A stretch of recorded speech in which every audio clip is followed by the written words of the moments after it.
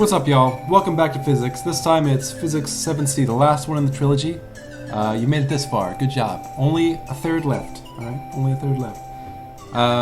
Physics 7C is my second favorite. I like 7B a little bit better, just because I like that mechanics stuff. But 7C I think you'll find to be similarly stimulating. Yeah. Okay. So I wanted to use this first video to kind of introduce myself and also to clue you guys in on the syllabus and kind of let you know how to navigate the Canvas site. It's probably fairly similar to things that you've already seen, but there might be a couple of differences, so I encourage you to watch the video the whole way through. So my name's Adam Kunish. I'm a 5th year grad student here at Davis in the physics department. No need to call me professor. It's a title I don't have, just Adam's fine. I work with Jim Crutchfield in the physics department studying complexity. Yeah. When I'm not doing research, mostly I'm playing Super Smash Bros. Melee for the Nintendo GameCube. Let's go. I'm pretty active in that community here on campus. Also go to the gym when I can. Since there's been all the COVID closures, it's mostly been running recently, honestly. What else? Oh, and I also I keep fish. I have a pet gourami, a snail, and a couple of tetras, and a shrimp now, and some plants. So I've been working on a fish tank. When I have time, I also like to go skateboarding. Okay, but so enough about me. Let's head over to the syllabus. So let's do it. All right. So 7C, Summer Session 1, 2021. Woo! All right, Summer Session 1's kind of a whirlwind. Y'all probably already knew that. Well, I'll outline just how much of a whirlwind it is in just a second. So first things first, I noticed a couple people in the Discord were mentioning difficulty figuring out which section to go to or which TA was theirs. So you can find TA information here. So this first link. And that'll pull you over to everybody's office hours time, everybody's DL time, and the Zoom ID associated with their DL time. Or in my case, I guess it'd be the problem solving session link. Okay, cool. You can also find the course calendar. The course calendar lays out for you when each DL will be. All DLs are on the same day. So if you need to make up a DL, it's gotta be that same day. That's one thing that is kind of tricky about summer session. So all DLs are on the same day. There are a couple of days where I'm giving review days, so no DLs will be held that day. That's intended to let you review for the upcoming assessment. So in orange here, you can see a bunch of little quizzes. So Tuesday, we've got multiple choice quiz 0, Thursday, multiple choice quiz 1, etc. So there will be 6 of those. They occur on either Tuesday or Thursday. Multiple choice quiz 0 will not be for credit. It's just to kind of get you used to how the quizzes are going to work. Multiple choice quizzes will be open from 5 p.m. until midnight, California time. Yeah. And they'll be 25 minutes, limited to 25 minutes. So there'll be 4 questions, and we'll talk about them in a little more detail in a second. There are also, in red here, 2 free response quizzes. So these are a little bit more in the style of the final. I put the review days right before the free response quizzes. So free response quizzes you should prepare for as though they're like little mini midterms. That's how I would treat them. They're each going to be composed of 2 questions. And they're free response, so you'll upload those to Gradescope. Free response quizzes will be synchronous and occur during the lecture time. More details on that later. But in terms of what we will use the lecture time for, lecture time is only going to be used for free response quizzes and the final. So everything else will be asynchronous in terms of that lecture time. There are a couple of optional, or sorry, not everything else, because you've got your DLs, of course. But there are a couple of optional things which are not synchronous that I'll be hosting. But the only things that are synchronous and required on the lecturer side, not the DL side, are these 2 free response quizzes and the final. Okay, let's head back to the main syllabus. So we've got the class calendar. Everybody hop on the Discord. I think about half of you joined. I know earlier today that the previous link expired, so I went ahead and made a new link. Join whenever you can. It's going to be a good spot to hang out and just kind of chat, arrange study sessions, and ask general questions about the course. Okay, points of instructive contact. DL. Y'all already know. DL is where you spend most of your time. So, yeah, show up, be ready to learn. I'm setting the expectation now that your cameras be on, including in whole class discussion, because that's one of the ways that TAs can really gather from students, like whether what they're saying is making any sense at all. So the expectation is that your camera be on throughout DL. If you've got some kind of extenuating circumstance at home or your internet connection is really poor when you upload video, that's one thing. Just make sure to let your TA know beforehand that something's up. Cool. All right. You can find all of your DL or your TA's DL meetings, the Zoom links, under the Zoom tab. So if you navigate over here to Zoom, boom, there's everybody's meetings. We'll all be at the same office hours link for what it's worth, and you've got my quiz proctoring link here for when we do the free response quizzes. Okay, let's head back to the main page. All right, lectures. We've got Dina's lectures we'll be using this quarter, or this session. Usually I really like to do my own video lectures. It's a lot of fun, and I have, a lot of control over what kind of demos I like to do and stuff. But because of the, production time associated with doing videos at the level that I like to do them, I really can't put them out in time for summer session. Usually it takes me around like 8 to 9 hours for a single hour of finished product. And that's just not feasible given the frequency of DLs and my other obligations as a grad student. So we're going to be using Dina's lectures. However, if there are things that are throwing everyone for a loop or things that don't make sense after those lectures, I am down to upload short little videos on the side. So one thing I'll commit to is if y'all, I'm going to be watching these videos at the same rate that you are. Sorry for the camera wobble. Same rate that you are. So I'll be sure to be prepared to discuss anything that comes up in the lectures that you bring to office hours or anything like this. Yeah, so unfortunately I won't be doing my own lectures. I'm sorry. It's not feasible for me to produce anything that's high quality. Yeah, sorry. It's a casualty of online. Okay, you should definitely watch lectures. It's necessary but not sufficient to succeed. So in order to succeed, you're going to want to do your own practice and be active in DLs, as active as you can be in DLs. I know Zoom fatigue is real, but as much participation as you can swing, you'll probably find that pays off. Yeah, so do not rely on lectures as the main source of learning in this course. Definitely DLs are a better spot for it. Don't forget to hop on Discord, like I said. Organizing study groups is the main use of the Discord. You will learn most of the things in this course from either the TA or your peers. Like I said, lecture is good, but ultimately the stuff that sticks is the stuff that you learn in groups and working through the problems together. Okay, I already mentioned quizzes briefly before, but quizzes are going to be some Tuesdays and Thursdays, 5 p.m. to 11:59 p.m. for the multiple choice quizzes. There are also going to be some free response quizzes during scheduled class time, and I'll give the exact times down below in assessment. Problem solving sessions on Wednesdays, 5 to 6 p.m. I'll be there. Y'all should come hang out. You're not obligated to, but I'll come prepared with problems. So it's not like an unstructured office hour where you have to come with questions or anything like this. I'll have my own problems, and you can also ask questions. It'll be both. So come hang out if you like. Office hours. The office hours were included on the TA contact information sheet. So I strongly recommend office hours even if you're not sure that you have questions, just because it's another good point to talk with somebody who's been doing physics for years and years. So even if it's not your TA, feel free to attend their office hour if it works for you. All right, moving on a little bit now. Communicative order of operations. So since there's 200 of us, I probably can't take every single question. So if you've got a conceptual question, please reach out to your TA first. If you find that their explanation doesn't quite work for you, or you're having extra difficulty with the concept, you can feel free to escalate it to me. No big deal there. If you have anything administrative based, so if you have questions about quiz structure or other things like this, feel free to bring it up with me. Anything about grades, that comes to me first. Your TA is going to be the one who can handle your FNT grades. Everything else comes to me. Okay, course content, woo, the fun stuff. So we've got 4 major categories that we're going to be talking through.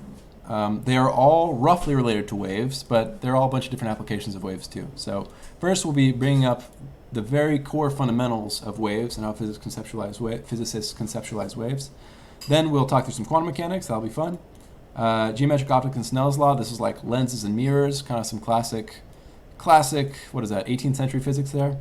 And then electromagnetism and light, the relationship between electricity and magnetism and how the two kind of work together to form light, radiation. Materials for learning. So the key reference, the thing that you're going to be responsible for quizzes and stuff is going to be your DL manual. Everything is going to revolve around the DL. So when I talk about, for example, like what you're going to be responsible for knowing on quizzes, that'll be phrased in terms of your DLs. Yeah, it's available under files. So we've got a bunch of resources lined up for a bunch of resources lined up for you under files. The DL manuals are freely provided. Here they all are. You should just take them and download them, I say. They're good to keep around. You'll also have access to them on Zyboard as usual. Okay. There's also a textbook. I'll be uploading a list, like linking the textbook to the DLs, hopefully sometime later tonight. But use this as a supplementary source. You shouldn't treat the text as a primary source. The DL manual is your primary source. That's the main thing that we'll be, kind of testing you on, prying you for. Okay, a couple pieces of advice from me. How to do well. Try to participate in your DLs. I know, again, like being on Zoom sucks, dude. Being on Zoom sucks, but participating in DLs is the best way to cement your understanding. So, even if it's just asking a question like, what do you think we're supposed to be doing right now? That could be really helpful in terms of getting the group on the right track. Asking a question is more useful than regurgitating an answer. By that, what I mean is trying to understand a concept more deeply is often better than just kind of, here's an equation, let's see if we can just plug in some numbers, see if we get something out. It's best to focus on arguments rather than thinking about problem and solution boxes because, when we ask you questions, we're asking you to generalize your knowledge. So like on the free response quizzes, you might have to combine two formulas that you haven't combined before. So knowing about exactly what the equations are saying, like what specifically each term is, that is pretty key to doing well in physics. Spend time on your FNTs. The only way that you're going to get used to doing problems is doing problems. So try to do them pretty soon after your DL. Maybe give yourself a little bit of time to chill out. For most people, a couple hours is about as much as you need to hash through the concepts introduced in DL. Cool. I've asked that your FNTs be submitted by 10 p.m. the day before your next DL. So for example, if you have a DL on Monday and your last DL was on Thursday, then you would need to upload your your FNT solution by Sunday at 10 p.m. Yeah, and that's so that your TAs can hopefully have them graded for you by the next class period. And you can find those on Gradescope. So FNTs are uploaded to Gradescope. Also, attend office hours. So going to office hours is a good way to get extra face time with your TA or with some other TA. It's just, again, a good place to kind of rub elbows with someone who's been doing physics for a long time, kind of help you approach problems. I don't know if you guys can hear the cat. Maybe we'll get him for a cameo later. Okay, problem solving sessions are good. Not as good as doing problems yourself. I'll try to make them as active as possible, but problem solving sessions are mostly me hashing through the way that I think about problems and kind of bouncing questions out to you to see how it's meshing with how you think about the problems. I'll be recording them and posting them to YouTube, so you can also watch them after the fact. And finally, do practice problems. So I'm going to be adding to these practice problems, but we've got a bunch of them already down here under practice, quizzes, and exams. They're organized by topic. So by topic, roughly in terms of how they'll be introduced. I've also got a couple of practice exams. And these all have solutions. All the ones that I've added so far have solutions. Some ones that I add in the future might not have solutions. I'll try to be explicit about that in their titles. When you're going through these practice quizzes, really spend some time grappling with the problems. I think a lot of times what I'm guilty of this also. A lot of times what people do is they'll look at a practice quiz for like 5 minutes, say, all right, well, I kind of get it, and then look at the solution. Really spend some time trying to expand your understanding by like pounding on a problem. And if you really find that you have no idea where to even start, that's a good hint that maybe you should go back and look at the most recent DL or look at the text and see if you can find any good jumping off points. Okay, a little bit more administrative stuff. Here we go. Down here we got assessment. We'll get to that in just a sec. If you need to change sections, message the TA that you're interested in changing to instead of dropping a lab. Yeah. That's just so that they can issue you a PTA directly, so that we don't have to mess around with like accidental misadds and misdrops. So if you want to change sections or you're trying to add a section, message the TA you're interested in switching over to, and they'll issue you a PTA directly. All right, assessment, the fun stuff. So here's the syllabus, or the syllabus breakdown. We've got 20% on your FNTs. FNTs are graded for effort and completion. Okay, effort and completion only. So if you have time, your TA will hopefully leave some feedback for you on your FNT on Gradescope. So if you have time, it's good to give that a look. We're mostly looking to use FNTs as a fairly low stakes way to assess where you are and kind of tell you, what to improve on, or if you should be spending a little bit more time thinking about the course content. Again, FNT should be submitted to Gradescope by 10 p.m. the day before the next DL. Yeah. And that's indicated on Gradescope as well. If you can't do it by 10 p.m., like you have work, say, from when your section ends to 10 p.m., then just let your TA know. This is not intended to be like a hard punish. It's just a way of kind of, how do you say it? Leaving time for the TA to grade it. All right, multiple choice quizzes, 15%. So there'll be 6 25-minute quizzes. The lowest 2 will be dropped. The first quiz, again, is just a test quiz. So this upcoming Tuesday, the quiz at that point is just a test quiz, just to kind of make sure that everything runs smoothly. They'll be open from 5 p.m. to 11:59 p.m. Again, see the course calendar for specific dates. There'll be 4 multiple choice questions. Yeah. I don't really think there's too much else to say there. So again, 25 minutes each. There'll also be 2 written quizzes. They'll be 40 minutes long, and there'll be a 10-minute upload period at the end. The quizzes will start at 8:25 sharp, and end at 9:05 a.m., which will give you 10 minutes to upload before the class period ends. Each should be 2 free response questions. I need to edit this part. So, oh yeah, one last thing. No tablets allowed. In the past, we've found that students who cheat typically use tablets. Don't know, it's a correlation-based thing, I guess, but we found it before, so we're gonna enforce no tablets. It'll be proctored, so when the written quizzes roll around, I'll send a reminder of this. But when these free response quizzes roll around, head over to Zoom and handwritten quiz proctoring. If you join this session, I'll be in there to proctor, and yeah, I'll be asking you to keep your camera angled towards your workspace. What else? Yeah, and solutions for that will be uploaded to Gradescope. Finally, there's the final. So it'll be on Thursday, July 29th from 8 to 9:15. If you can't do it, you probably shouldn't take the course. So reach out to me, let me know if that is going to be a problem, but probably we won't be able to make any exceptions. It'll be proctored on Zoom, open note in your TA room, or your DL room, and again, no tablets allowed. Okay, one quick thing that I want to say about assessments and these written quizzes, the free response quizzes, is that if your final exam score is higher than either of your lowest 2 written quiz scores, the lowest written quiz score will be replaced by your final exam score. So essentially, if you do better on the final than on one of your written quizzes, then your final exam absorbs that credit. Cool. A warning, make sure you turn them in on time. The upload period is intended for uploading, not doing more work. So the DL grade is the same as it's probably close to the same as it's been in the past. You got high pass, mid pass, pass, underpass, low pass, unsatisfactory, fail. High pass, mid pass, pass. This is where you want to be, right? So high pass gets plus 4%, mid pass gets plus 2%, pass gets plus 0%.